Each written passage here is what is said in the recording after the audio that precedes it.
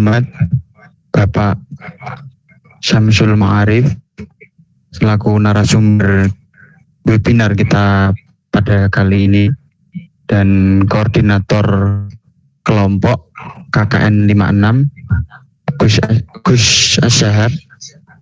Nah, pada kali ini kita akan masuk pada sesi webinar moderasi beragama dengan tema mencegah ancaman ekstremisme dan intoleransi di dunia digital dalam bingkai moderasi agama.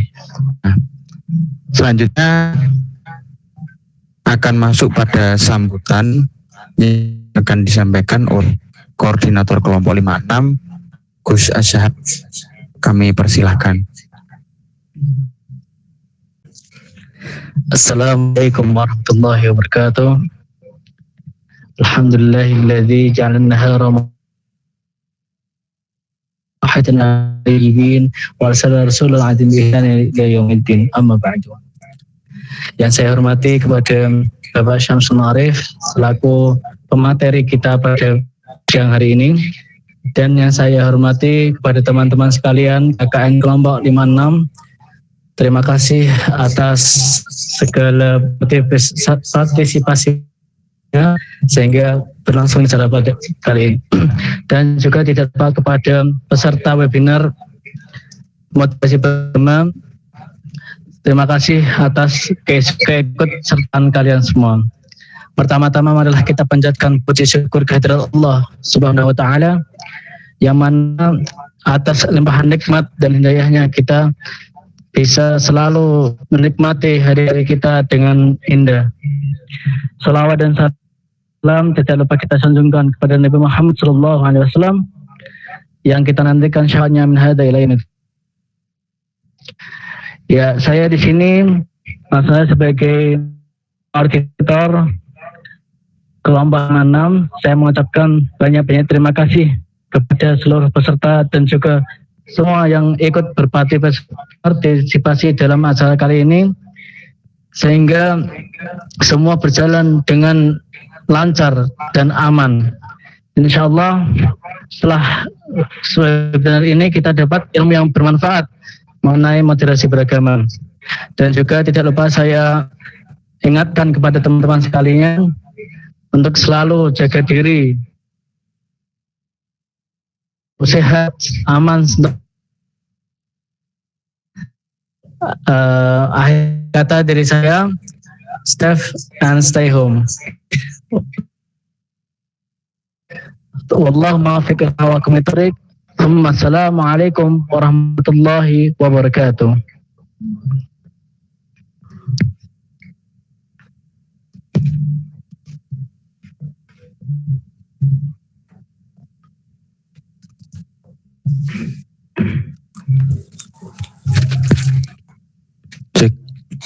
Terima kasih kepada koordinator kelompok 6 yang telah memberikan sambutan. Selanjutnya kita akan masuk pada acara inti, yakni ngobrol webinar bersama Bapak Syamsul Ma'arif. Nah, sebelumnya akan saya kasih pengantar.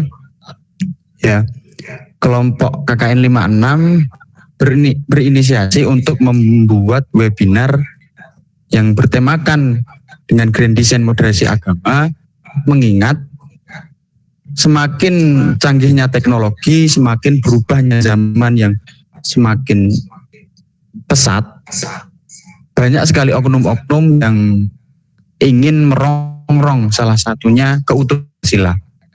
Nah, bentuk-bentuk ekstremisme dan intoleransi semakin beragam. Nah, salah satunya yang ingin kita antisipasi dan ingin kita obrolkan pada kali ini adalah disrupsi penerobosan adanya doktrin-doktrin atau paham-paham yang menyimpang dengan sudah menyebar dengan dalam beragam bentuk di media sosial atau dunia digital. Nah, selanjutnya moderasi agama merupakan salah satu konsep yang digagas, yang diusulkan oleh Kementerian Agama agar mampu untuk melakukan counter atau serangan balik terhadap doktrin-doktrin yang ada. Nah, selanjutnya untuk lebih jelasnya kita langsung saja masuk pada acara inti, dan sebelumnya saya akan membacakan kurikulum vitae dari narasumber kita pada kali ini. Nama Profesor Dr. Syamsul Ma'arif, tempat tanggal lahir Gerobokan 30 bulan 10 tahun 1974. Alamat antren email syamsulma'arif@walisongo.ac.id. Alhamdulillahilladzi arsala rasulahu bil huda wa dinil haq liyudhhir 'ala dini kulli walau karihal kafir. Asyhadu an la ilaha illallah wahdahu la syarika lah wa asyhadu anna sayyidina Muhammadan abduhu wa rasuluh. Allahumma shalli wa sallim wa barik ala sayyidina Muhammad wa ala ali sayyidina Muhammad. Amma ba'd. Atas apresiasi untuk membincang mengenai tema yang sangat menarik pagi siang ini, ya. Kita akan diskusikan mengenai tema yang sangat urgen dan sangat relevan di era digital atau orang sering menyebut 4.0, ataupun masuk di 5.0. Memang kita sadari bahwasanya gelombang perubahan di semua kehidupan yang ini merupakan sebuah era disruption era. Detik demi detik ini kita menghadapi berbagai macam keterkejutan dan masalah yang semakin rumit. Baik kita baru saja menghadapi wabah corona, pandemi di era sekarang ini, yang dimana menjungkir balikkan sebuah tatanan kehidupan dan tatanan kehidupan masyarakat. Nah, kita juga menghadapi ancaman serius berkecambahnya radikalisme ataupun terorisme yang senantiasa mengancam NKRI. Nah, ini tentu saja adalah harus kita carikan pemecahannya, harus kita cari usaha dengan sungguh-sungguh seluruh komponen masyarakat, terutama generasi mudanya, atau sering disebut dengan generasi milenial, yang harus ikut terdepan di dalam jawab dan menyelesaikan tantangan yang terjadi di negara kita tercinta ini. Jadi kita tidak boleh menutup mata, ya, tidak boleh kemudian tidak tahu begitu urusan-urusan yang seperti ini. Nah, ini dalam rangka sebagai pertanggungjawaban intelektual, apalagi yang masuk kategori mahasiswa sebagai agent of change, ya, yang memang kewajiban untuk bagaimana menyelesaikan urusan-urusan negaranya. Ya. Ini penting sekali karena kita pada hakikatnya juga sudah masuk di era yang disebut dengan gadget society.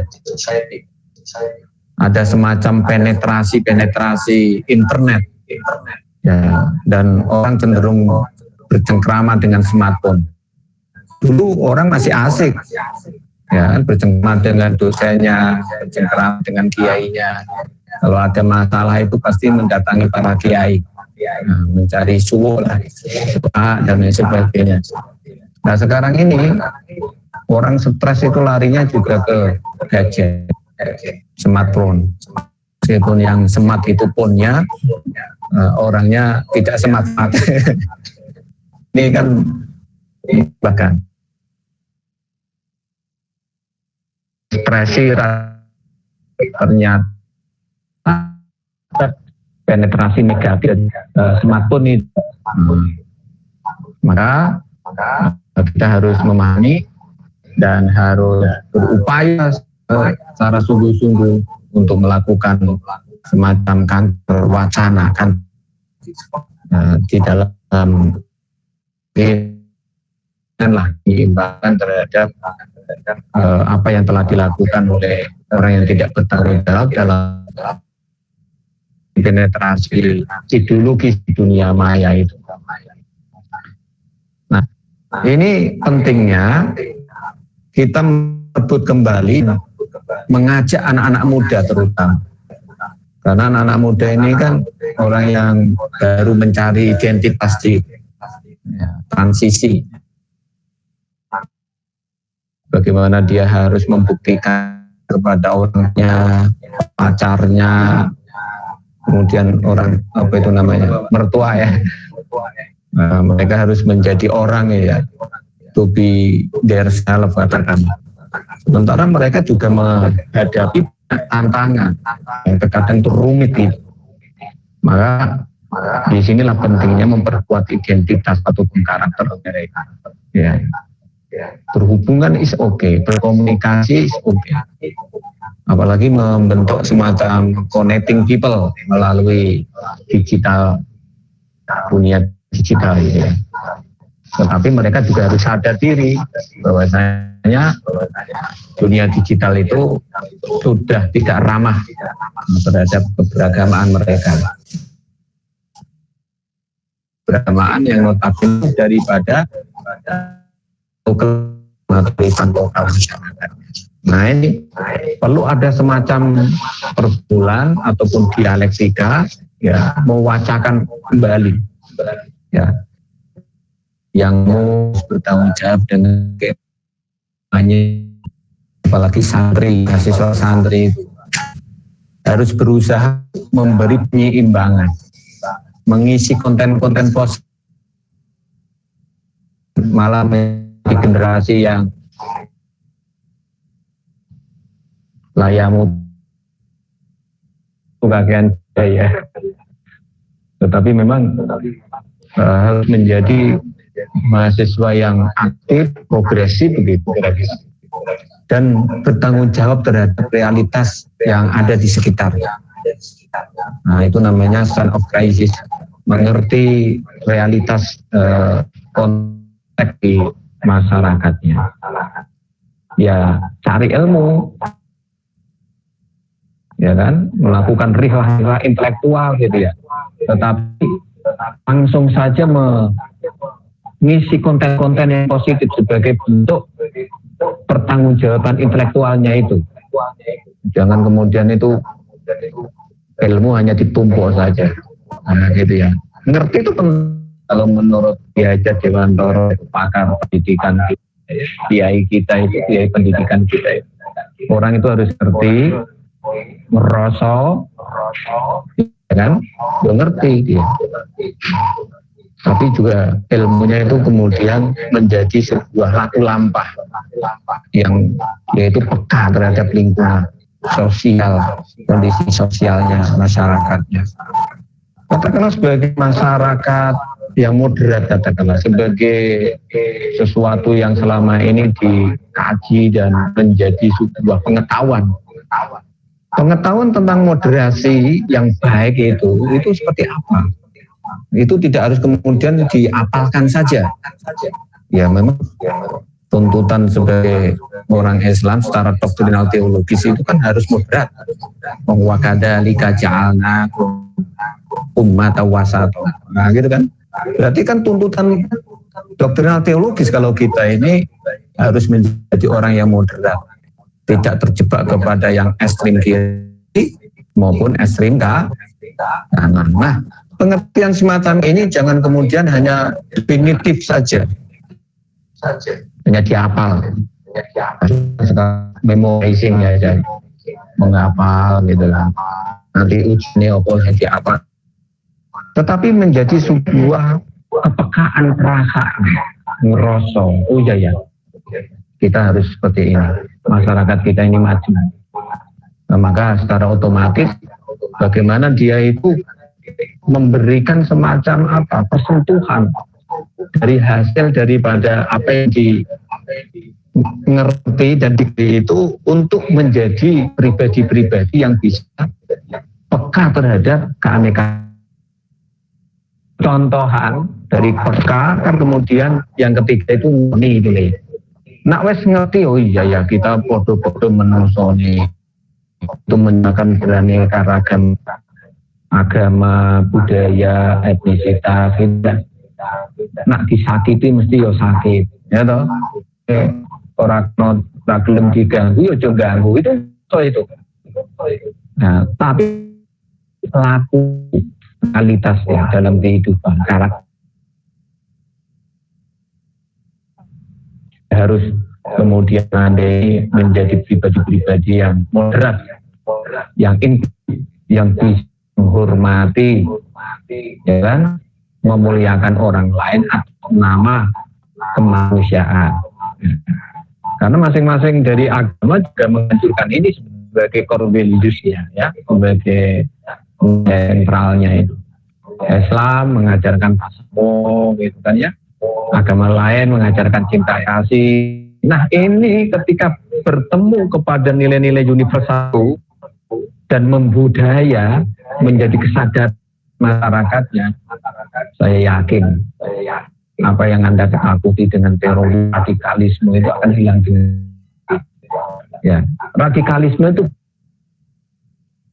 intoleransi terhadap keanekaragaman. Nah, ini harus kita pahami ya, dan Anda sebagai anak-anak muda generasi milenial itu harus terdepan dan semua tantangan. Nah, Anda tahu fakta-fakta yang ditemukan ini terjadi semacam gelombang di dunia digital. Nah, itu jelas hal-hal yang memang diupayakan seperti akun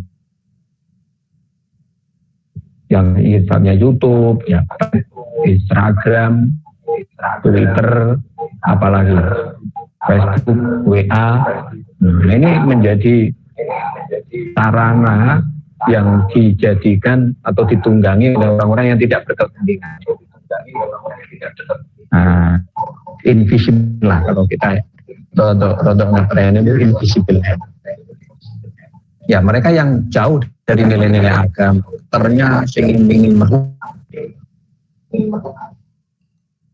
dan kendaraan, ada ukhuwah Islamiyah, ada ukhuwah Watoniyah, ada ukhuwah Basyariah.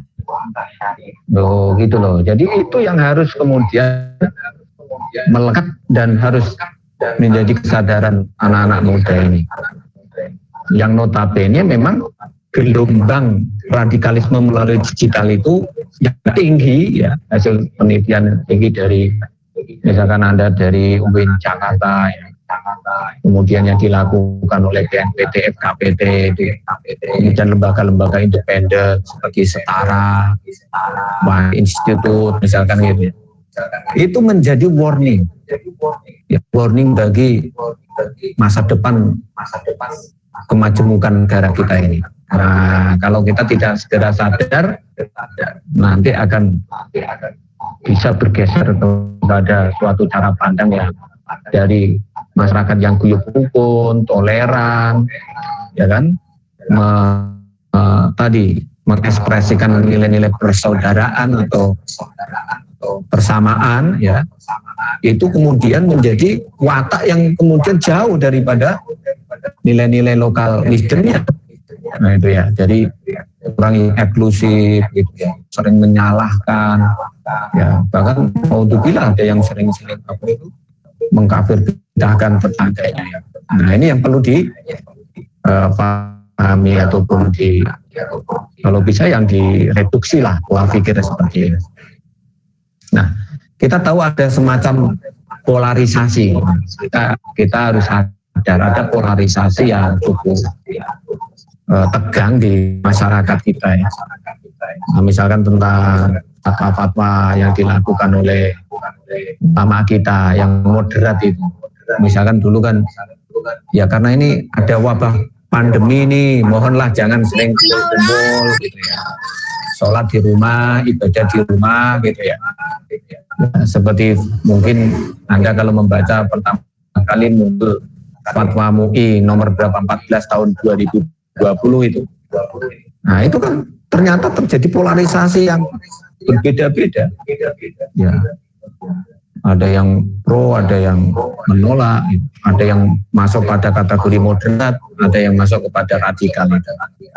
Ya, contohnya yang moderat itu kalau kita tipologi ya biasanya adalah mereka yang masih mengedepankan antara fatwa agama dengan fatwa sains secara seimbang. Nah itu moderat itu biasanya. Jadi ya mendengarkan fatwa agama kepada orang-orang yang expert kepada bidangnya, para ulama, tetapi juga mendengarkan pakar lain, ekspertisi lain. Nah, kalau dalam urusan virus corona itu ya jangan mencari kiai, apalagi cari dukun. Ya, tapi cari Pak Dokter untuk menjadi rujukan-rujukan bagaimana penyelesaiannya. Ya bolehlah, misalkan datang ke kiai untuk mendoakan gitu ya. Tetapi dalam rangka mitigasi dan melakukan perlawanan terhadap COVID-19 itu ya tentu saja harus merujuk kepada ahlinya, ya, saintis dalam ini ya para dokter. Nah, juga harus mengedepankan kemanusiaan dan kesehatan itu sendiri. Nah, Anda ini membawa masker datang ke sini nih, ya, itu kan dalam rangka itu. Ya, ini seharusnya dilakukan dalam ruang terbuka dan offline ya kan.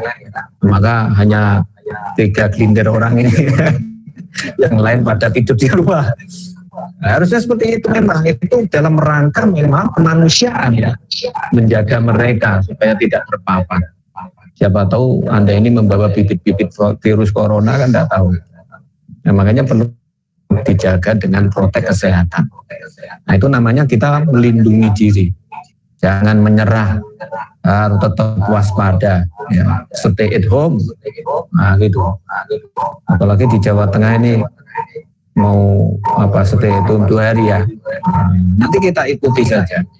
Orang kok malah keluyuran kemana-mana. Nah, ini WFH itu identik dengan keluyuran. Nah, enggak seperti itulah. Nah, ini titik moderasi itu adalah bisa menyeimbangkan antara ya, nilai-nilai agama dengan nilai-nilai saintis. Ya, kita percaya kalau wabah itu datangnya dari Allah sebagai takdir. Ya, tetapi kita juga harus melakukan ikhtiar. Nah, sebagai bentuk nilai ketawakalan kita ya, kepada Allah Subhanahu wa Ta'ala. Makanya kita berusaha sungguh-sungguh dengan cara apa? Ya, ilmu kedokteran kita implementasikan. Ya, kemudian diimbangi dengan doa dan tawakal kepada Allah. Semua pasrahkan kepada Allah. Itu titik moderat itu. Ya, melawan melawan takdir Tuhan dalam bentuk corona ini, ya, kita ikhtiari dan kita doa. Nah, siapa tahu memang ini pendidikan buat kita semuanya. Karena memang selama ini pada kemproh Horizon Joko mulute. Makanya masuk corona kan pertama kali melalui mulut. Baru diogrok-ogrok. Kalau namanya tes swab itu kan pertama diogrok, mulut diogrok. Jangan-jangan kita memang ini banyak berdosa mulai. Sering menyakiti, membuli orang, ya kan. Yang paling tegel itu kiai do di rasani di elek-elek di bully ya, namanya bully anak muda sekarang itu naudzubillah.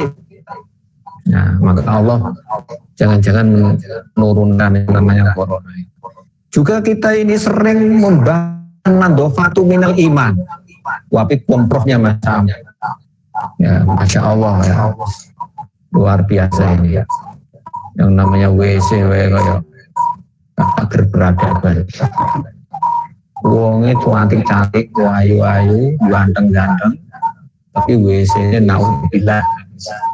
Namanya antara ini perlu kita realisasikan ya, dengan sungguh-sungguh kalau kita memang harus menjaga kesehatan kita dengan baik ya. Sementara ada juga polarisasi kelompok yang memang menarasikan tafsir-tafsir agama secara radikal, melawan kebijakan kesehatan ya, melemahkan ada fatwa-fatwa pakarnya dalam rangka untuk mitigasi. Ada yang menyatakan Tuhan dan ini akan mencari orang-orang yang ya, misalkan gitu ya, kan banyak itu kemarin. Nah, di dunia digital bisa mengecek kembali itu. Wah, Masya Allah. Nah, semacam ada struggle atau pertentangan antara ilmu agama dengan ilmu kesehatan. Nah, ini nampak dilawankan oleh kelompok ini. Orang-orang radikal itu biasanya seperti itu. Sampai enak udah dewe. Dan terjadi semacam politisasi corona. Nah, politisasi ditarik kepada dunia politik. Nah, ini kesalahan pemimpin, ini kesalahan pemerintah, yang salah pemerintah. Padahal ini harus menjadi tanggung jawab bersama. Nah, fatwa-fatwa seperti itu ternyata menggelinding dan dibincang menunjukkan keperluan sangat. Nah, maka harapan kita ini adalah karena kita mau menyadarkan lah, termasuk dunia generasi muda masuk di dalam dunia digital ini. Anda harus cerdas, Anda harus kritis dan selalu mengedepankan ilmu. Ya, harus selalu mengedepankan ilmu. Ada semacam ancaman-ancaman serius memang dengan masuknya potensi radikalisme di tengah pusaran pandemi. Ancaman-ancaman serius, terutama yang menyangkut kepada keamanan ataupun stabilitas negara ya. Nah, masyarakat, mahasiswa harus kritis, harus cerdas. Ya, dia ada semacam kelompok radikal yang ingin menggoyang ketahanan dan stabilitas negara ini, ya kan? Misalkan cara mereka itu selalu mempropaganda ataupun menarasikan kebencian. Nah, Anda juga harus kritis, harus cerdas itu. Ini jenis propaganda apa enggak ya? Ini narasi kebencian apa enggak ini? Nah, masa mahasiswa tidak bisa membedakan mana yang hak dan yang batil? Kira-kira gitu ya. Apalagi mahasiswa UIN. Insyaallah. Ya.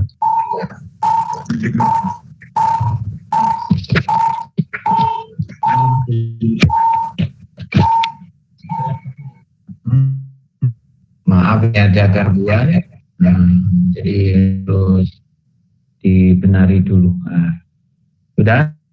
sudah. Memang begitu yang terjadi, mbak-mbak, mas-mas, yang ataupun siapapun yang mendengarkan presentasi saya ini ya, di tengah gelombang pandemi COVID tetap harus kreatif, inovatif, dan memberikan suatu edukasi yang sifatnya positif kepada masyarakat, pada mahasiswa ini. Saya ingin meneruskan terjadinya ada semacam ancaman ataupun potensi-potensi radikalisme di tengah COVID ini. 12 ya, terutama mereka menggunakan dunia maya, dunia digital sebagai sarana transisi, sarana infiltrasi gerakan-gerakan radikal itu. Ciri-cirinya yang mereka sering mempropaganda dan menarasikan kebencian, dan sering kali itu isu-isu kebangkitan PKI katakanlah ya. PKI itu memang ya sesuatu yang jelas harus kita harus Tetapi jangan kemudian itu sedikit seperti menakutkan gitu ya, PKI dan PT. Yang notabene malah justru yang paling sekarang ini paling parah itu adalah gerakan radikalisme terorisme itu. Ini yang perlu disadari. Nah, ada semacam kegagapan ini menurut saya, kegagapan terhadap modernitas atau globalisasi, ya, kegagapan ini, sehingga terjadi sesuatu cara pandang yang membelah itu ya. Ada yang sikap menerima, ada yang eksklusif gitu. Dan lagi-lagi kekalahan di dalam mengisi dunia yang sudah melakukan inovasi dan perubahan ini, akhirnya dia masuk kepada pusaran-pusaran yang eksklusif.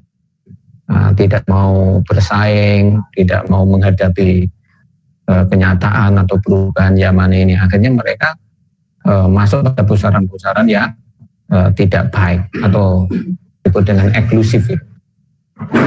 Narasi kebencian terhadap globalisasi yang diidentikan dengan negara-negara yang superpower katakanlah ya, ataupun yang modern, seperti kebencian terhadap dunia luar gitu dan lain sebagainya, yang notabene ini sebenarnya adalah bisa kita telisik dari semacam indoktrinasi kebencian ya, atau terjadi semacam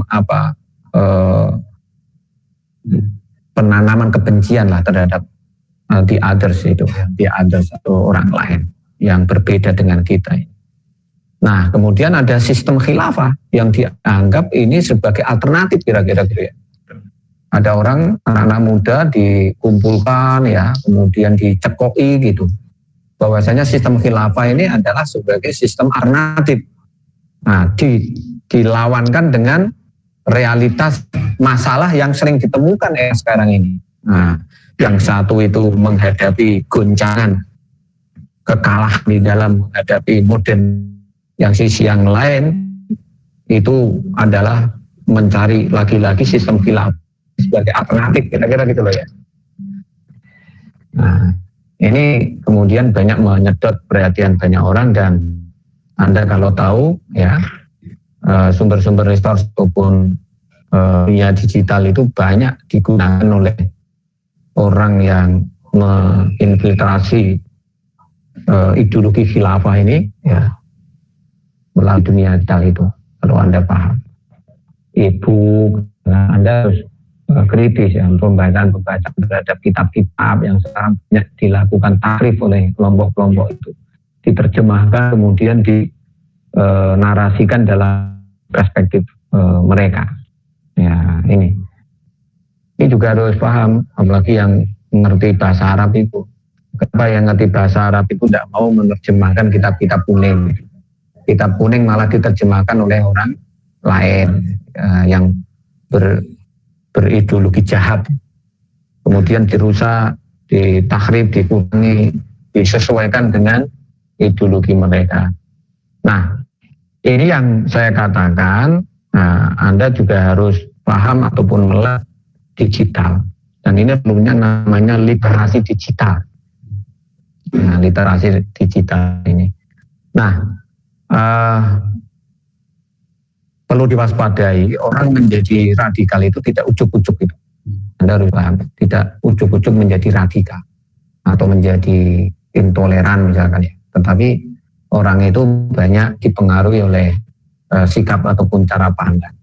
Bisa jadi memang ketemu guru yang salah, misalkan ustadz yang salah, kemudian itu ya, kemudian dia didoktrinasi dengan suatu sikap-sikap yang al-hulu fiddin gitu. Al-hulu itu ya, orang itu menampakkan berlebih-lebihan dalam persoalan agama itu. Ya, namanya berlebih-lebihan itu kan tidak diperbolehkan di dalam ajaran Islam ya. Al-hulu fiddin itu. Hadis Rasul menyatakan banyak kerusakan umat pada zaman itu akibat daripada al-hulu fiddin pada zaman itu, zaman Rasul. Bisa jadi ini ada sebagai warning pada masyarakat Kalau ingin agama tidak rusak, ya jangan biar di dalam persoalan agama. Yang kedua, itu ada semacam manipulasi agama untuk kepentingan sesaat, apalagi untuk kepentingan apa? Politik. Nah ini dijadikan semacam stempel atau justifikasi untuk apa?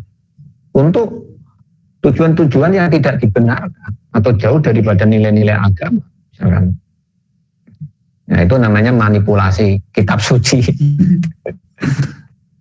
Ayat-ayat kayak ini tag-tag, ya katakanlah yang ngaku-ngaku Islam itu mengatasnamakan Al-Quran gitu ya kan, mengaku-ngaku Kristen, mengaku itu menggunakan ya kitab mereka, ataupun yang beragama lain menggunakan kitab-kitab mereka.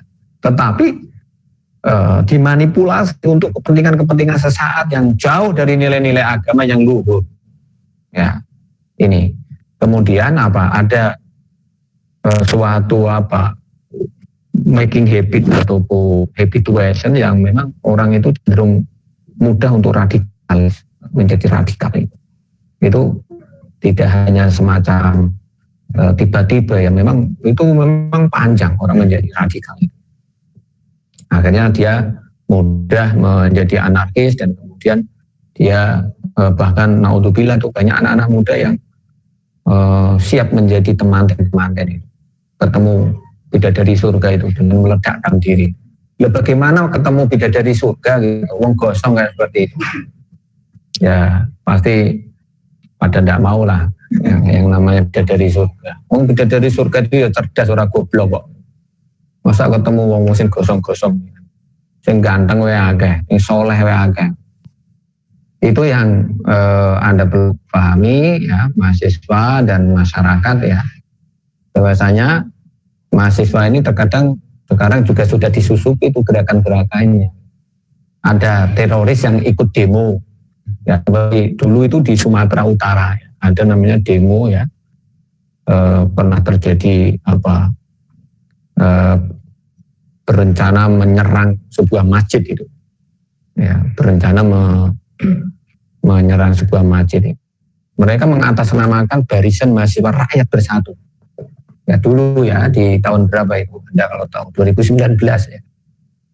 Nah, Anda harus tahu lah mengulas itu berita-berita penting itu. Atau memang ada susupan itu, penyusup itu, yang notabene itu ide-ide radikal dan teroris masuk di gerakan mahasiswa itu. Tapi mahasiswanya janjane ini lugu. Lugu, cerdas.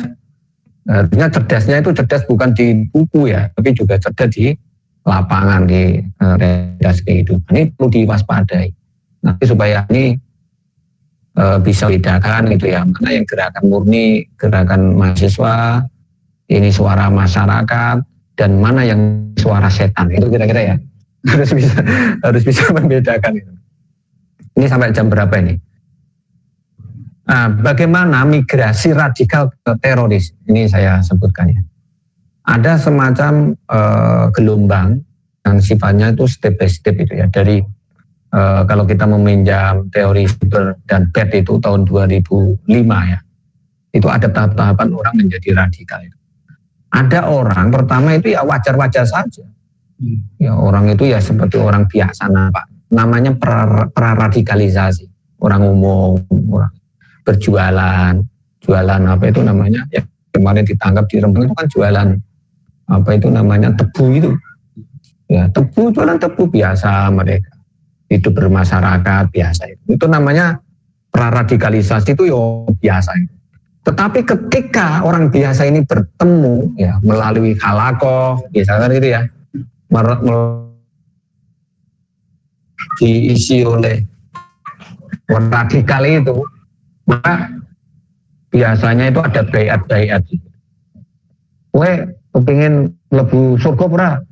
Itu raimu butek ngono, misalkan begitu. Ada tahapan orang itu kemudian bersentuhan dengan nalar-nalar radikal itu. Nah, biasanya yang sudah ikut-ikut seperti ini, biasanya kemudian melakukan apa yang disebut dengan identifikasi diri. menampakkan perubahan wajah, perubahan lifestyle, yang biasanya guyup, bisa menghormati seni, budaya, sastra, tiba-tiba mengkafir bid'ahkan. Nah, mengkafir bid'ahkan. Nah, orang-orang yang sudah masuk pada tahapan ini biasanya kemudian diindoktrinasi oleh ideolog, dimasuki ideolog. Jadi ada stock of knowledge radikal, kemudian dimasuki oleh seorang ideolog, baru dicekoki dia, brainwashing, pengen jihad enggak, pengen ini enggak, ini ada kebobrokan ini, wah payah ini, dolem ini, wah tohut ini, dan sebagainya. Akhirnya dengan sikap-sikap keberanian dia, semangatnya itu dibangkitkan. Itu ada namanya indoktrinasi, dan akhirnya masuk kepada pusaran jihadisasi. Ya, masuk proses jihadisasi. Nah, inilah kelompok-kelompok yang tadi anak-anak muda yang terkadang itu melakukan segala cara. Nauzubillah, itu ada yang meledakkan diri, mengebom gereja, bahkan mengebom masjid itu. Jadi orang radikal itu sebenarnya orang-orang yang tidak beragam, paham ya? Dan tidak ada agama apapun yang menghalalkan perjuangan mereka itu, ya. Agama itu kan mendamaikan, agama itu penuh rahmat, apalagi Islam. Nah, Islam tidak dengan terorisme, apalagi jauh. Islam itu lembut, ya kan? Nabi kita itu mengajarkan apa? Ya persaudaraan. Ya. Ketemu temannya itu harus senyum. Gitu ya. Sodakoh itu kan senyum. Paling ngenang gue itu sodakoh util itu. Yo senyumlah paling tidak. Ketemu orang itu yang dewi itu tidak apa-apa. Ketemu orang assalamualaikum, wah kayak itu loh mas. Itu Islam. Wa ma arsalnaka illa rahmatan lil alamin. Betapa hebatnya Nabi kita ini. Ya. Nah, kesaksian ya yang saya ceritakan itu tadi ada tahap-tahapnya itu tidak kok rekayasa ngomong kosong dan wah enggak, memang kenyataannya seperti Anda tak kasih referensi ya, Returners Indonesia itu buku yang ditulis oleh mantan itu orang yang sudah masuk, yang sudah saya cerita sungguh-sungguh kalau memang demikian, bahkan lebih parah. Wah ini kan ngapusi nih, jangan-jangan itu. Nah ini ada buku namanya Returners. Jadi orang-orang yang sudah dari Suriah, sudah dari masuk ISIS, masuk di itu, mereka akhirnya pulang. Kalaupun toh seandainya ini Indonesia ini mau memulangkan ribuan yang masih terlunta-lunta di negeri orang di Timur Tengah, paham ya? Suriah, Anda tahu enggak keindahan Suriah itu dihabisi oleh orang-orang radikal teroris. Masjidnya yang dulu megah itu sekarang seperti apa? Jadi mengerikan. Nah, ini ideologi perusak soalnya. Ya. Kelihatannya menggunakan stempel Tuhan, stempel agama, tetapi merusak. Nah ini yang harus Anda pahami dan perlu meningkatkan upaya-upaya pencegahan ya. Ayo kita rebut kembali dunia-dunia digital itu ya, paling tidak with secara yang indah. Indonesia begitu indahnya gitu. Ya wonderful place ya.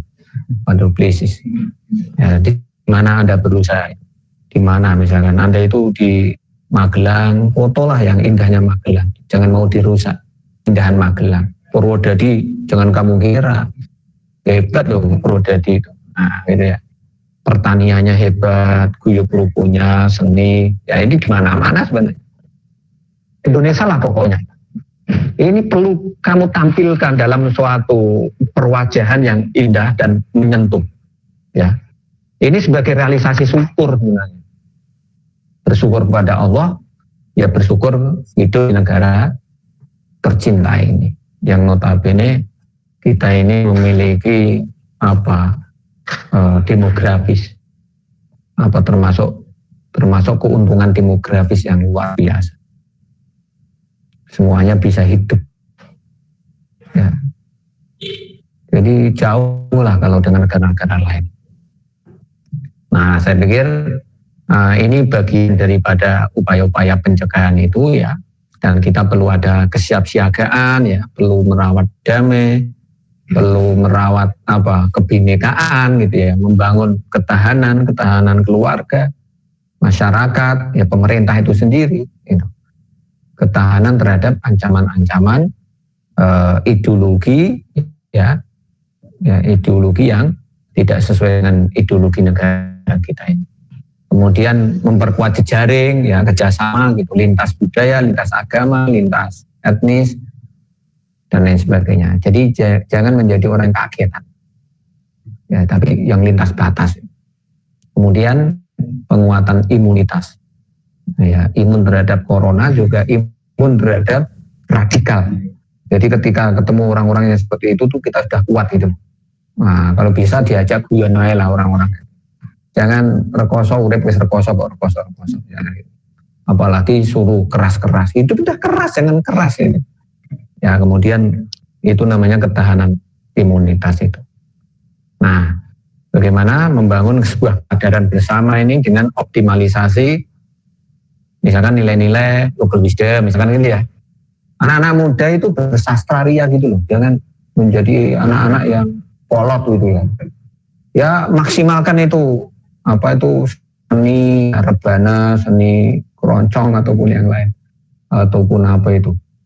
Hidupkan kembali itu sebagai kekuatan social and cultural capital. Jangan sampai itu hilang, ya kan? Termasuk serat-serat itu, nyanyi di serat-serat itu. Nah, bisa enggak Anda ini? Jangan-jangan enggak bisa. Atau kenal enggak serat Pepali? Kan serat Pepali itu kan ajaran yang sangat luar biasa yang diajarkan oleh siapa itu? Ki Ageng Selo gitu. Ada pepatah yang mana? Ojo sampai melaku ngiwo. Ojo sampai melaku ngiwo itu artinya apa? Jangan bertindak inkonstitusional melawan aturan. Melaku ngiwo kan inkonstitusional melawan aturan. Nah, cara wong waleng itu inkonstitusional, biasanya wong waleng itu inkonstitusional. Nah, ini jangan sampai Anda itu melakukan ya. Wong ojo lada. Wong lada itu bengis, wong lada itu keras, wong lada itu alhulu tadi, lada itu. Sebabnya apa? Wong lada tanggelis mati, itu pasti akan rusak. Itu ajaran serat Pepali itu. Mosok kowe ora paham ngono ajaran. Ngerti ini apa? Gitu. Ya meskipun Anda ini jurusan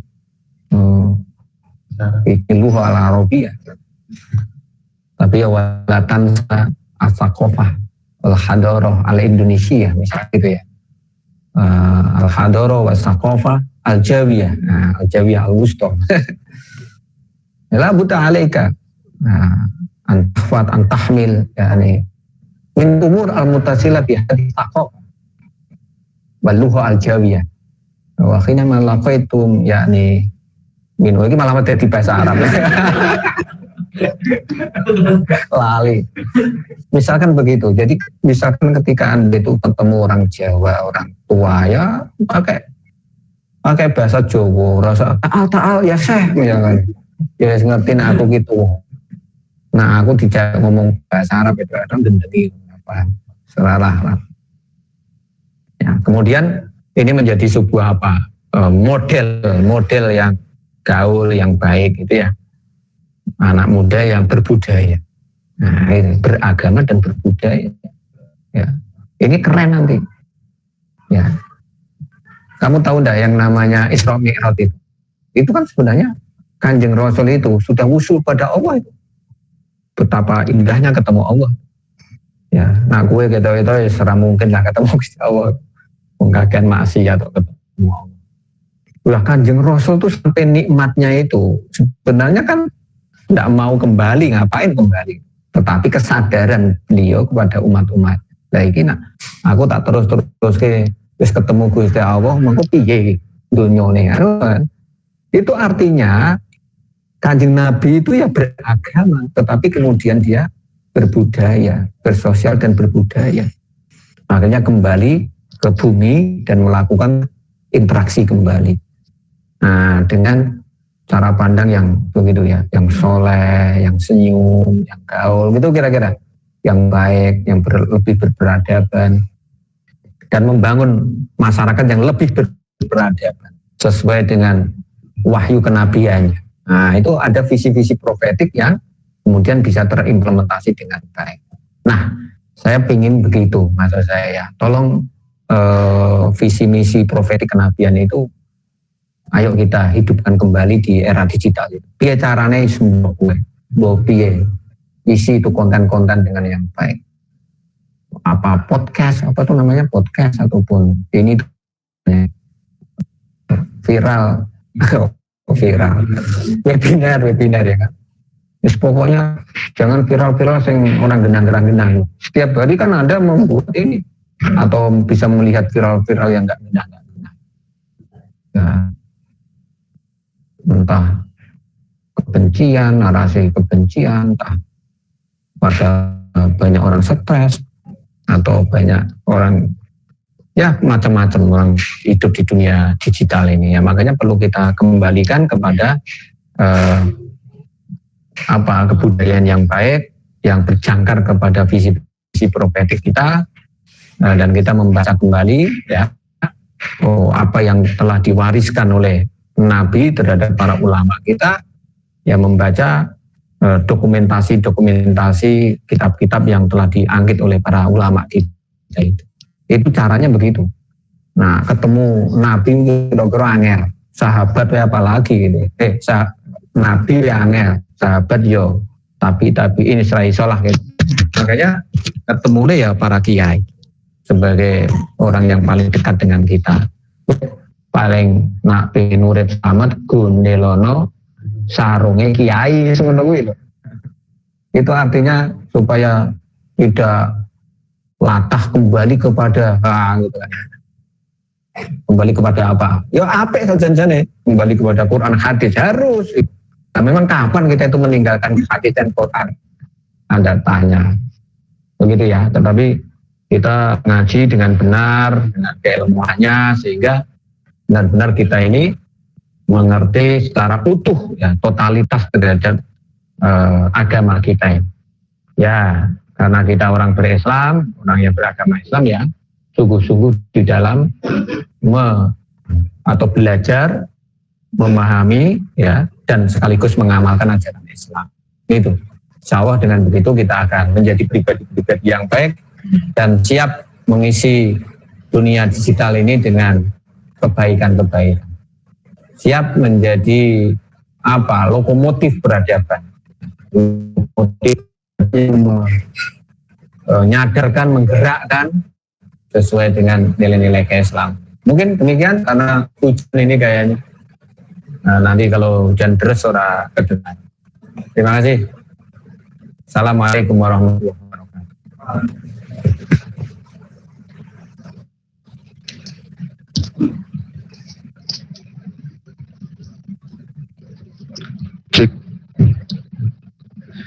Ya, alhamdulillahirrahmanirrahim.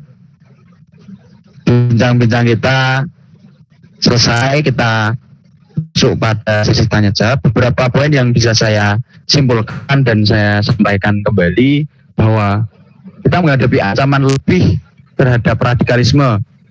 Nah, pandemi memaksa kita untuk di rumah saja seperti itu, dan aktivitas kita termasuk proses pendidikan, proses belajar mengajar itu juga lewat online, lewat daring. Nah, itu pun juga menjadi kesempatan dan sarana untuk oknum-oknum yang nggak bertanggung jawab untuk menyebarkan doktrin-doktrin yang menyimpang. Nah, beberapa solusi ya kita harus pintar, kita harus mampu, atau bisa disebut literasi digital kita harus mapan seperti itu. Nah, selanjutnya untuk mampu untuk mengcounter serangan balik ya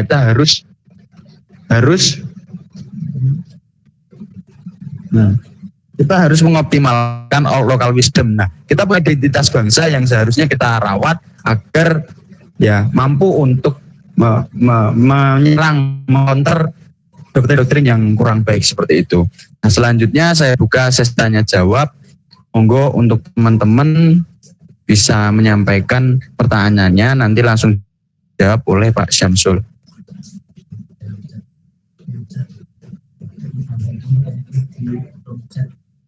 Oh iya, nanti pertanyaannya bisa langsung disampaikan, ngomong atau di room chat juga bisa.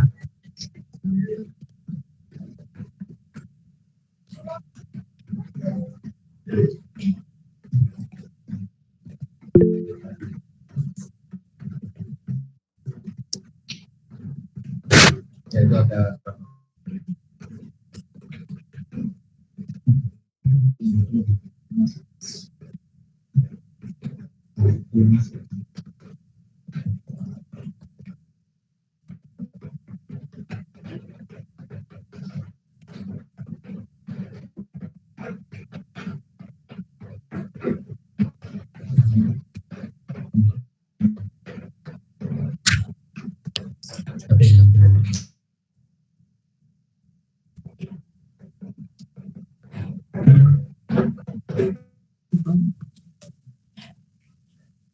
moderator.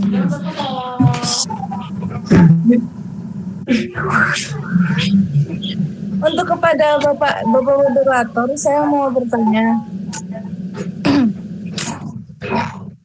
ya.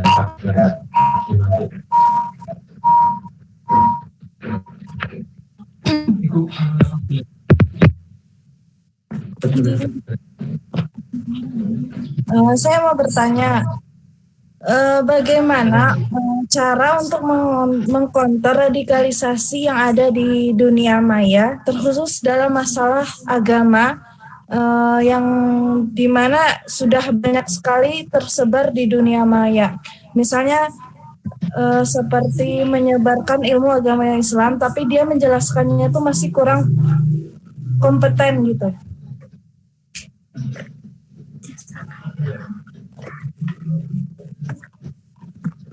Saja ya.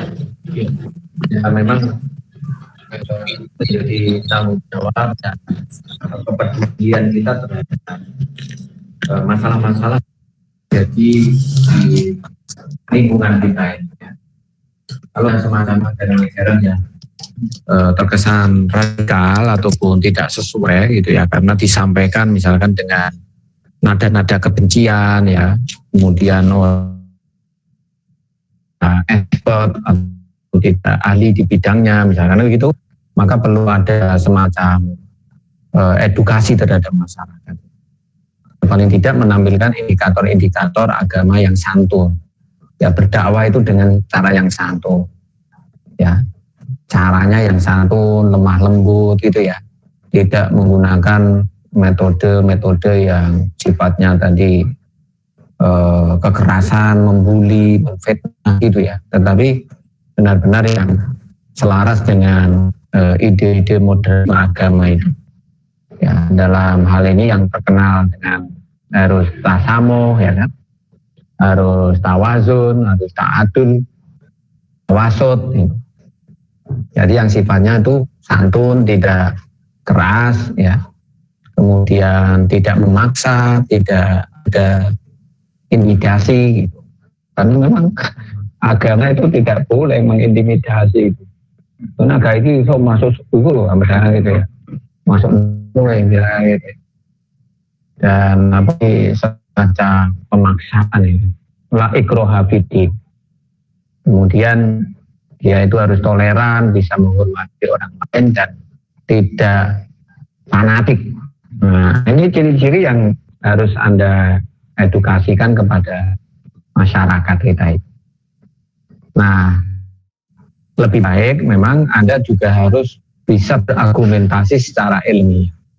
Kalau mereka tidak ilmiah, misalkan Anda ini orang-orang yang berilmiah, yang memiliki sikap akademik, yang tentu saja membedakan dengan orang-orang yang tidak akademik. Ya, beritahu dengan pendekatan yang al-insaniyah qabla tadayyun, ya kan gitu ya. Kemanusiaan dulu lah sebelum agama ini, gitu, kira-kira gitu. Ya agama itu penting, tetapi manusia al-insaniyah itu lebih penting, lebih dipentingkan daripada itu.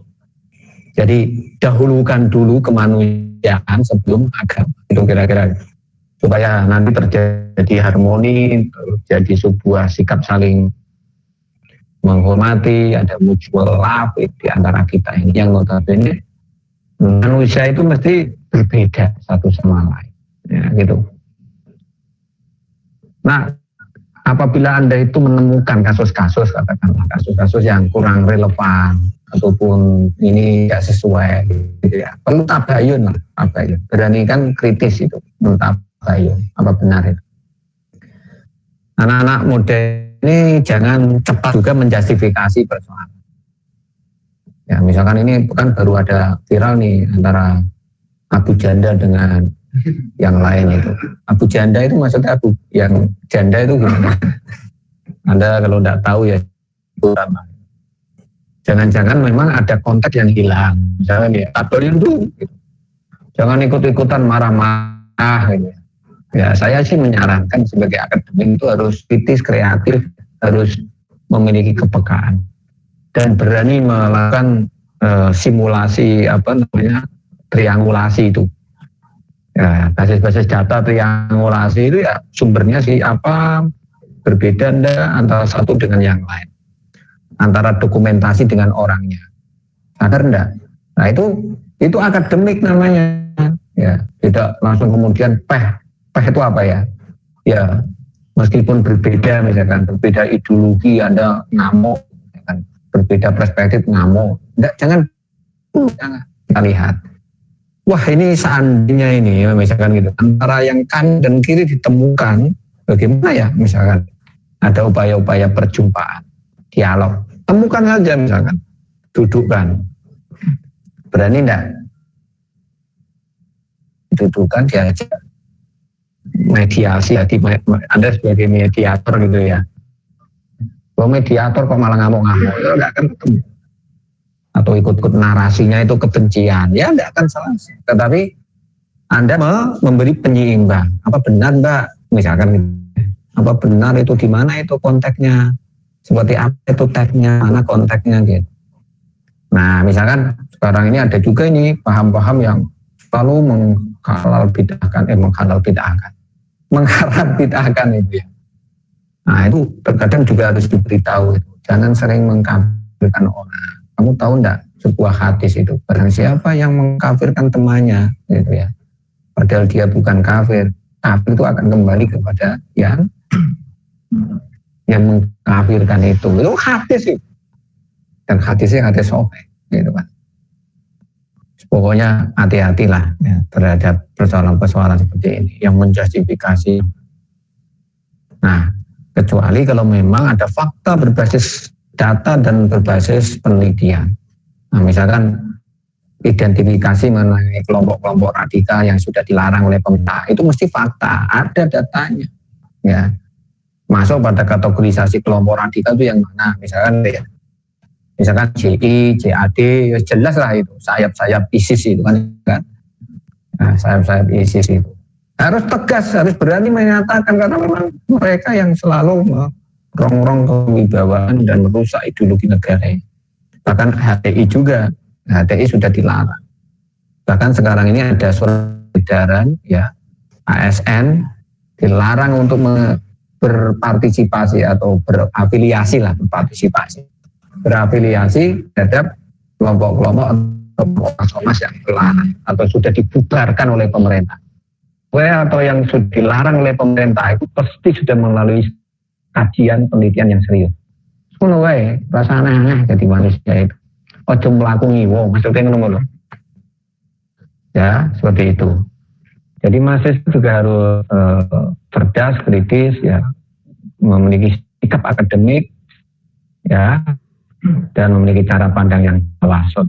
Tawasud itu ta'adul, tasamo ya, tawasud itu. Ini supaya imbang, tidak bergerak ke kanan dan ataupun yang ke kiri itu pasti kanan kiri itu pasti bertabrakan. Yang paling enak itu memang orang di titik tengah. Kalau pengen selamat itu bagaikan naik mobil, itu punya spion kanan, spion kiri. Ya, kok kemudian Anda itu ekstrim kanan ataupun ekstrim kiri.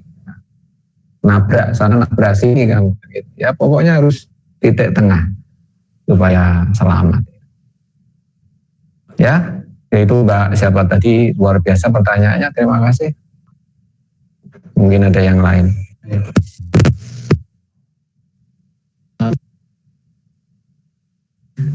Ya. Oh, tetap.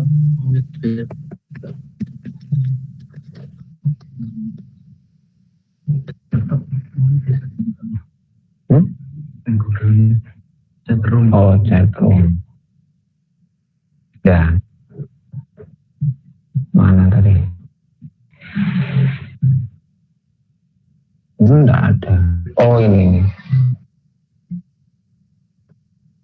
Oh ya, ada beberapa pertanyaan. Bagaimana seorang pemimpin dari kita sebagai umat Islam itu non-Muslim, ya kan? Lalu kita menyetujui bahkan mendukung, apakah itu termasuk toleransi agama? Dan negara kita kan negara hukum, bukan negara beragama. Makanya hidup di negara kita ini ya harus mengedepankan toleransi, ya, dan berlandaskan hukum. Semua sah, ya, dan bisa menjadi seorang pemimpin di negara kita tercinta ini, apapun agamanya, gitu loh ya. Jadi misalkan ada orang yang menjabat menjadi Kapolri, katakanlah yang baru, itu kan non-Muslim, ya kita harus mengasihi, karena memang kita ini negara hukum dan semua warga negara berhak dicalonkan dan menyalonkan. Ataupun bisa dijadikan sebagai seorang pemimpin di negara kita ini. Nah, karena kita itu mengindahkan atau bisa menerima dari regulasi yang ada ini, ya secara otomatis ya kita juga harus bisa menerimanya. Jangan kemudian Anda ini berbeda agama kemudian ada rasa sikap kebencian. Ya itu berarti tidak profesional. Ya kita harus profesional, ya meletakkan sesuai dengan regulasi yang ada. Dan jangan ikut-ikutan atau ikut-ikutan terhadap orang yang merasakan kebencian. Jauhi aja. Ada lagi menonton misalkan yang wah menggebu-gebu misalkan, ya tidak usah didengarkan. Apalagi yang dikit itu kafir, bid'ah dan sebagainya seperti itu, ataupun menarasikan kebencian terhadap kelompok lain, itu tidak usah. Tetapi sudah seharusnya sekarang ini mahasiswa ataupun generasi ini yang bisa menjadi jembatan atau katalis mempertemukan antara berbagai macam ide. Ya, beda pendapat oke. Apalagi beda pendapatan is oke itu ya. Pendapat oke, pendapatan is oke, dan harus proporsional. Kita ini memiliki tupoksi masing-masing, tugas dan tanggung jawab masing-masing, dan kita harus mengedepankan itu. Nah ini bagian daripada civic, ya, civic culture namanya. Civic culture itu budaya civic, warga negaraan yang tahu akan hak dan kewajibannya. Jangan sampai Anda ini menjadi warga negara yang tidak tahu atas hak dan kewajibannya. Nah, pemimpin non-Muslim itu hak-hak semuanya bisa memperoleh itu karena kita ini sama di mata hukum. Nah, itulah ya. Nah, kalaupun toh berbicara mengenai hukum Islam, ya Anda itu perlu belajar dalam hukum Islam. Islam tuh udah biasa itu menempatkan non-Muslim itu sesuai dengan kompetensi dan kualifikasi. Kalau Anda membaca min nahiyah tarikiyah, wah, sahabat-sahabat bahasa itu anggap non-Muslim sebagai duduki jabatan tertentu itu. Ya, kira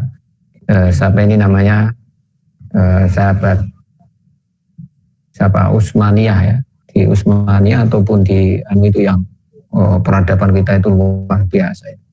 Nah itu kan banyak yang non-muslim itu ditempatkan pada tempat-tempat yang proporsional gitu ya. Dan kalau Anda membaca khilafah maksudnya khilafah yang benar tadi loh ya.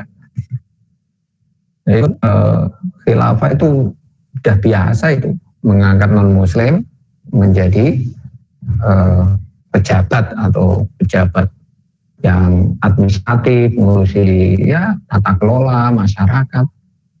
Kalau di kita ya mungkin ada wali kota, bupati gitu loh ya, itu sudah biasa kalau Anda membaca kitab-kitab tarikh ya, terutama di khilafah ya. Nah ini menjadi sebuah pijakan-pijakan kalau kita memang perlu memperluas cakrawala berpikir kita ini ya, tidak kemudian selamanya harus sebagaimana yang kamu pikirkan. Anda juga harus memikirkan orang lain. Ini yang paling adil itu caranya seperti ini adalah Anda itu memikirkan orang lain. Jangan selalu memikirkan dirimu sendiri. Kalau ingin mengerti keadilan itu apa? Paham ya? Hidup di negara sama, bayar pajak ya bodoh gitu. Lah kok kepinginnya kowe kabeh itu maksudnya ya, misalnya gitu. Ya sudahlah, biar sesuai dengan tupoksi dan regulasi yang ada itu. Asal memiliki kompetensi, ya sah menduduki jabatan. Nah, siapapun itu. Oke, itu yang mungkin dari siapa ini, Pak Yazid, Mas Yazid ya, Mas atau Pak ini, Mati Yazid. Intoleransi, apakah kita sebagai penganut agama Islam termasuk bertoleransi ketika kita masuk ke tempat beribadah lain? Nah ini yang sensitif ini ya. Kamu masuk itu ngapain ke sana gitu.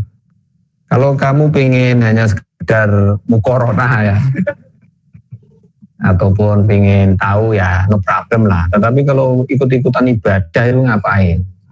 Melok nyembah sing perkara sing kurang ngerti. Ya sudahlah, namanya toleransi itu ya membiarkan kepada apa yang menjadi kepercayaan orang lain. Ya gitu loh, jangan ikut-ikutan. Ya kan beribadah di tempat orang lain. Ya, tapi kalau pengen ngerti sih no problem, pengen ngerti ekspresi supaya kamu tahu oh iya ya. Itulah kelenteng, itulah apa yang kamu tahu jenis-jenis tempat ibadah di Indonesia. Itu orang apal nih PKN nih, orang lulus ya. Ya ada gereja, ada kelenteng, gitu kan ya. Itu Anda enggak apa-apa lah, sowan ke sana, gitu. Ketemu perjumpaan ya dengan tokohnya, gitu ya. Ya biar ngerti itu, ya itu namanya enkulturisasi. Teori enkulturisasi itu melihat budaya orang lain. Nah gitu ya, enkulturisasi. Syukur-syukur melakukan dialog. Ya. Apa benar toh Pak? Misalkan tanya, di Kristen itu ada ajaran gini, ya misalkan gitu tanya, ya enggak apa-apa, hanya sekedar tanya, oh ternyata begitu. Tapi ketika kamu dijelaskan, maksa-maksa, ataupun bantah-bantah sesuai dengan apa yang kamu yakini, nggak ketemu. Gitu. Artinya perlu proses pendewasaan di dalam dialog beragama. Ya sudah, keyakinan orang lain seperti itu. Mau kamu ngapain? Juga begitu. Yang Kristen juga begitu. Kalau bisa sih. Bertemu anak-anak muda apalagi nih. Di daerah gaul seperti ini kok Anda ini malah eksklusif gitu ya. Era ini gaul Anda menuju kepada one world global namanya. Satu, hidup di dunia yang global. Nah kamu ini aneh, pandangannya eksklusif, bawaannya laptop, bawaannya YouTube. Ini serah eksklusif ini namanya. Ini bertemu, berjumpa kepada aneka ragam budaya dan agama. Ngerti ini sana poco-poco, nyetel gitu kan, poco-poco, sing kiroan. Itu apa ini loh, maksud Anda tidak paham. Orang mungkin kalau kamu ini hidup di dalam sebuah zona yang tertutup dari pintu-pintu perjumpaan, apalagi hanya sekedar ngerti ide orang lain, bahkan ekspresinya juga tahu, mudah, ya kan? Ya cuma memang harus selektif gitu loh maksud saya. Yang baik, ya itu yang perlu ditiru, yang jelek atau tidak sesuai ya ditinggalkan. Itu saja, mudah. Mengucapkan hari besar lah, wes bedino gue. Dah rapopo lah, rapopo. Assalamualaikum, selamat pagi. Yang satu itu salam, macam-macam lah, nggak apa-apa. Yang penting kamu tidak berubah gitu aja. Akidah kamu masih santri, wes gaul lah, biasa. Nabi yo gaul. Sing mbok tiru sapa? Gitu loh. Nabi itu gaul dan menyenangkan orang kok medeni. Ya dengan ketemu itu ya dirangkul ya biasa, ya, saling mendukung, support gitu ya. Apalagi dalam menghidup menghadapi banyak tantangan-tantangan. Nah, era profetik jumpaan Nabi dengan non Muslim itu cobalah digali lagi. Itu indahnya. Ya, bahkan ada, kalau Anda melakukan penelitian filologi itu ada loh notilasi ataupun tanda tangan Nabi ya, dengan misalkan orang-orang Kristen itu, ya orang-orang Yahudi itu. Nah, nak kue waca isen dewi, nabimu gaul kowe ku eksklusif medeni wong. Nah, misalnya gitu ya. Ini contoh beberapa sikap toleransi itu sudah direalisasikan oleh budaya-budaya yang kamu tanyakan ini ya biasa oleh Rasul. Ya, dan itu juga dilakukan oleh para sahabat. Ya kan, bahkan Umar itu kan sholat di gereja itu kan ya. Nah itu artinya apa? Ya perjumpaan seperti itu sudah biasa. Yang penting Anda tidak diikuti praktek-praktek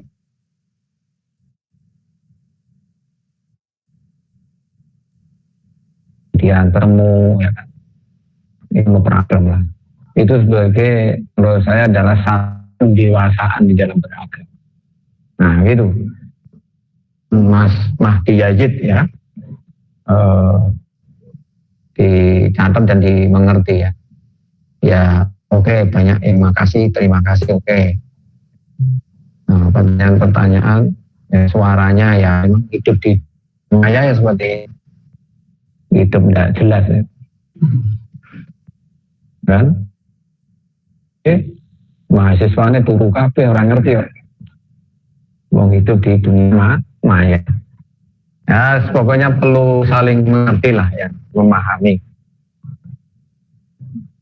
Yang ingin jelas ya nanti kita bedah lagi di pesantren riset.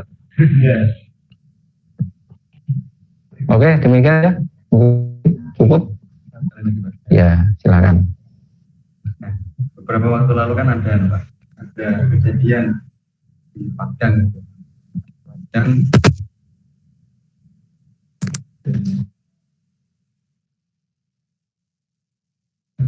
dididik dengan salah satu mewakilkan ya ceritanya itu kan ada orang Kristen suruh paksa untuk pakai busana muslim. Nah kalau itu lembaganya Kristen ya wajar, enggak mendalil. Kalau di pesantren ya kita wajibkan berjilbab misalkan. Kalau itu wajar, tapi kalau kemudian itu menjadi masuk di ruang publik gitu ya, dan lembaga yang sifatnya umum, ya itu namanya orang yang tidak bijaksana. Nah itu orang yang tidak mampu merawat kebinekaan. Bahwasanya namanya diversity is beautiful. Beda itu indah. Makanya ketika itu di dalam ruang umum, ya biarkanlah orang yang mau berjilbab, orang yang mau tidak berjilbab, urusan mereka masing-masing. Yang jelas adalah kamu ya kamu dengan identitas kamu, mereka dengan identitas mereka. Tidak usah kagetan dengan identitas. Paham ya? Kalau kamu misalkan katakanlah hidup di negara terbuka, apalagi pura kayak, wah ketok kabeh malah. Nah, gue bingung, imanmu tipis ya. Lek hidup nanggung. Tapi kalau di subhanallah kan malah banyak berpikir dan biasa gitu. Hidup di tengah komunitas yang berbeda itu is okay. Yang jelas kamu tidak mengganggu mereka, mereka tidak mengganggu kamu. Kalau warna itu biasa, apalagi pakaian. Yang penting hati dan otakmu itu loh. Orang apa itu namanya? Orang ya jangankan Singapura, tadi saya cerita ke Singapura ya. Anda itu di mana ini namanya? Kota metropolis Semarang ya, beda-beda kok. Ono sing jenden kene. Sing you can see ki kowe iso ndelok misalnya. Lah nak iki mbok keprui misalnya kamu, ya berarti kamu ini melawan hukum negara gitu loh. Meskipun di dalam hukum agama menurut kamu ya itu kurang ya, atau tidak sesuai dengan syariat. Karena memang di dalam ajaran masing-masing agama juga memiliki sebuah hukum gitu ya. Nah makanya seperti mana yang private, mana yang publik sifatnya gitu ya. Mana yang umum, mana yang itu sekolah khusus. Harus tahu apa menempatkan itu. Kalau pesantren mewajibkan maksudnya anak-anaknya apa berjilbab, ya sah-sah saja kan. Begitu kan. Ya, misalkan begitu tadi ya. Dan tolonglah kita semakin dewasa, semua masyarakat yang mendengarkan ini tolonglah semakin dewasa dan proporsional. Ya, kita ini orang beragama sekaligus orang yang bernegara. Hidup di dalam sebuah negara ya tentu saja harus mengikuti aturan-aturan yang ada di negara tersebut. Karena kita ini di republik tercinta negara kita, ya kita harus berbasis dari PBNU itu. PBNU itu harus apa? 1 Pancasila, 2 Bhinneka Tunggal Ika, ya, N itu NKRI, U itu Undang-Undang Dasar 1945. Nah, singkatannya PBNU. Nah, orang apal ya PBNU. Nah, selamat terakhir saya pesan selamat untuk menjadi duta-duta damai. Mari kita menjaga kemajemukan dan negara kesatuan Republik Indonesia. Wassalamualaikum warahmatullahi wabarakatuh.